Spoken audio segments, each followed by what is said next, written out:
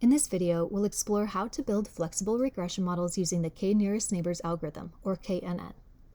Further, we'll use KNN to illustrate a key consideration in machine learning, the bias-variance trade-off. Consider an example. Suppose our goal is to model Y, a subject's blood glucose level in milligrams per deciliter, by X, the time and hours since ingesting a high-carbohydrate meal. Ideally, then, our trend function f of x would capture the fact that glucose tends to spike 1 hour after eating and then stabilizes after 4 hours. For example, we might assume that f of x is linear, but this is definitely too rigid. So we can try to add a little flexibility by assuming that f of x is quadratic, but this is still too rigid to capture the spike and subsequent stabilization in glucose. Trying even harder, we might assume that f of x follows a 6th-order polynomial or any higher-order polynomial, but this is just going to produce a goofy model that's overfit to our sample data. Clearly, as powerful as it is, our usual linear regression model isn't always appropriate. Some scenarios require more flexibility when it comes to building a predictive regression model of y by x. Consider the KNN algorithm. The idea here is that we don't need a fancy formula. We can simply predict y using the data on neighboring observations. The thinking here is that since these neighbors have similar x values, they likely have similar y values. And the k-nearest neighbors algorithm reflects this idea. We take the following steps to estimate f of x, hence to predict y, at any set of predictor values x. First, we identify the k-nearest neighbors of x with respect to Euclidean distance. We then observe the y values of each of these neighbors. Finally, we estimate f of x, or predict y, by simply averaging the y value among the neighbors. Before applying and digging into this algorithm, note two important properties. First, KNN depends upon the tuning parameter k. We get to pick the number of neighbors to consider in our model predictions, where k can range from 1 neighbor all the way up to n neighbors, where n is our sample size. Second, KNN is a non-parametric algorithm. The resulting estimate of f of x cannot be written as a nice closed-form formula that depends upon some parameters. For example, we can't write it out as beta 0 plus beta 1 x1 plus beta 2 x2 and so on. So instead of providing a formula for f of x, KNN simply produces predictions of y.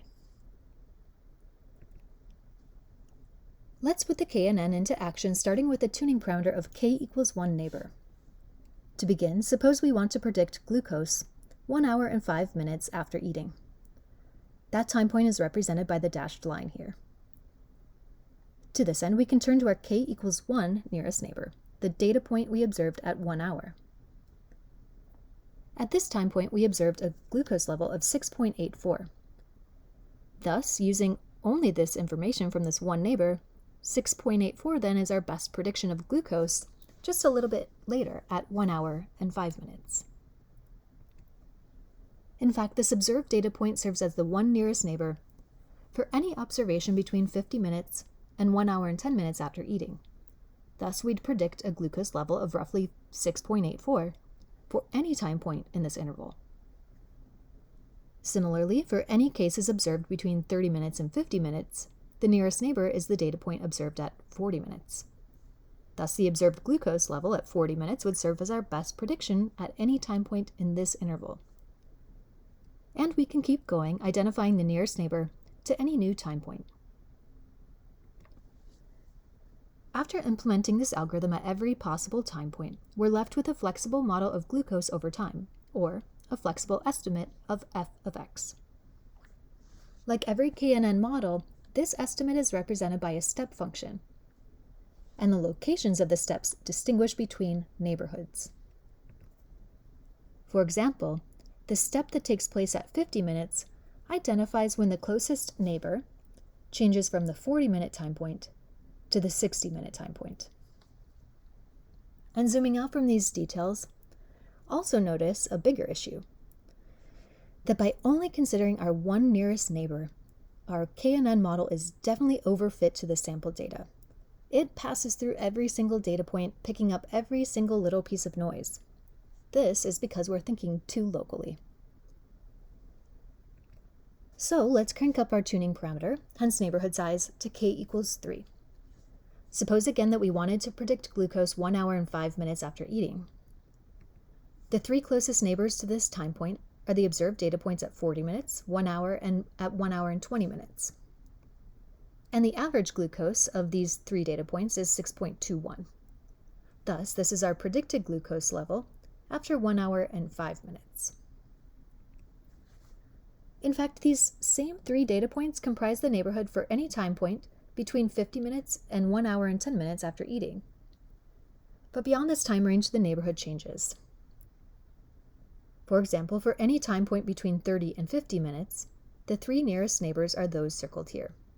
Thus, the average glucose level of these 3 data points, which is roughly 6, would be our prediction for any time point in this particular interval. And the neighborhood changes as we sweep across time. Thus, just as we saw when we used only k equals 1 neighbor, the resulting model is a step function, the steps occurring where the 3 data point neighborhood changes. However, the predictive model here is slightly smoother than before, and this makes sense. By increasing the size of our neighborhood, we're thinking less locally and more globally. That is, we're less distracted by individual data points and more focused on the general trends. But we can take it a little too far. For example, suppose we use a neighborhood size of all k equals 14 data points. In this case, these are the 14 closest neighbors to every possible time point. Thus, no matter the time point, the predicted glucose will be the same. It's the average of our 14 data points. Clearly, this takes things too far, producing an overly simple model that loses sight of the local trends. So we've now observed a classic Goldilocks problem. When tuning our KNN algorithm, we don't want our model to be too flexible or too rigid, but just right. To understand this compromise, let's dig deeper into a critical machine learning concept, the bias-variance trade-off. First, consider the general idea. Suppose we're playing a game of darts. We get the most points if our darts land in the inner gray circle, and the fewest points if they land in the outer orange circle, or beyond. Clearly, the best players will consistently get their darts within the gray center of the board. More specifically, there's no bias in this player's dart throws. On average, they land in the center of the board. Further, there's low variance in this player's throws. This player is very consistent from dart to dart. But not all players are so good. For example, another player might consistently throw low-scoring darts outside the center of the board. That is, their darts have low variance, but high bias. And between these two extremes are players that consistently throw darts that are slightly off-center. That is, they have low bias, but still low variance. Now, if we wanted to win the game of darts, which we do, it's better to be the player with no bias and low variance. Unfortunately, consistency or low variance can be difficult to achieve.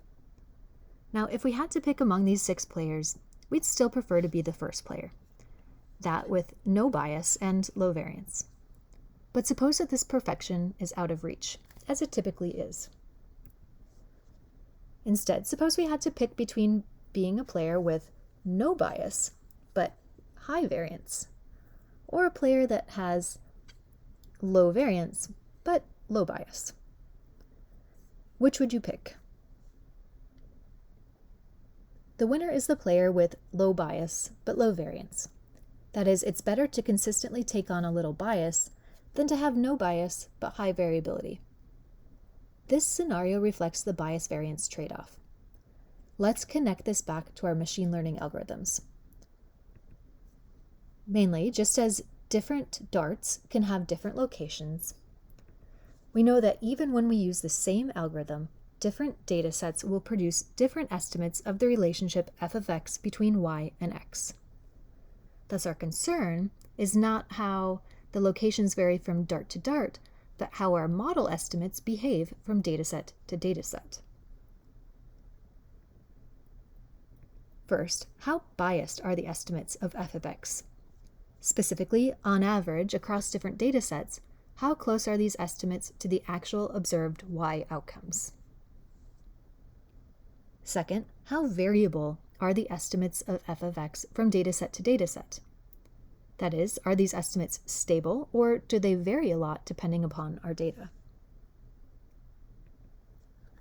Let's explore the bias-variance trade-off in KNN using a new dataset. The relationship between graduation rates and per-student instructional expenditures in dollars are shown for 100 colleges and universities. Notice that graduation rates weekly increase with expenditure, but then taper off at expenditures of around $15,000 per student. Shown here are the 3 KNN models of this relationship. As before, notice that when k is too small, the model is too flexible, and when k is too big, the model is too rigid. To understand how these properties connect to the bias-variance trade-off, we need to explore how these KNN models would behave if we used a different dataset of 100 different schools. So let's try it. Let's build the 3 KNN models using a new sample of 100 schools. The results are shown in the bottom row. First, let's consider the question of bias. Notice that when k equals 1, the model is overfit to our sample data. Thus, it has no bias. On average, no matter the dataset, the model estimates are going to perfectly predict the observed graduation rates. Right? These models hit every data point in our dataset, no matter the dataset. In contrast, the KNN model using k equals 100 has high bias. On average, since it's just simply estimating every outcome by the average outcome, the model estimates of graduation rate tend to be pretty far off. In the middle, the KNN model using k equals 8 has moderate bias. On average, its predictions are much better than the k equals 100 model, but not as overfit, hence exact as the k equals 1 model. Next, consider the variability of our KNN model estimates, or how much they change from dataset to dataset. Perhaps not surprisingly, since the k equals 1 model was overfit to our original dataset, notice that it changes in shape quite a bit when we use a different sample of schools. That is, this model is highly variable from dataset to dataset. In contrast, the k equals 100 model changes very little when we change up our schools. Thus, it's the most stable or least variable from dataset to dataset. And this makes sense. This model only takes into account the average graduation rate of our sample schools. When we have a sample of size 100, this average isn't going to change that much from dataset to dataset. Finally, when we change up the dataset, the k equals 8 model changes a bit more than the k equals 100 model did, but not nearly as much as the k equals 1 model. Putting this all together, we've observed the bias-variance trade-off. When our model is too flexible, thus too overfit, it enjoys low bias, but at the expense of high variance or high instability from dataset to dataset. At the other extreme, when our model is too rigid, it enjoys low variance or high stability from dataset to dataset, but at the expense of high bias. In other words, this model is just consistently bad. The k equals 8 model wins the bias-variance trade-off. Specifically, this model takes on a little bias in order to decrease variance, thus to prevent overfitting. In other words, it's consistently pretty good. This same theme will come up over and over throughout our discussion of new and old machine learning algorithms.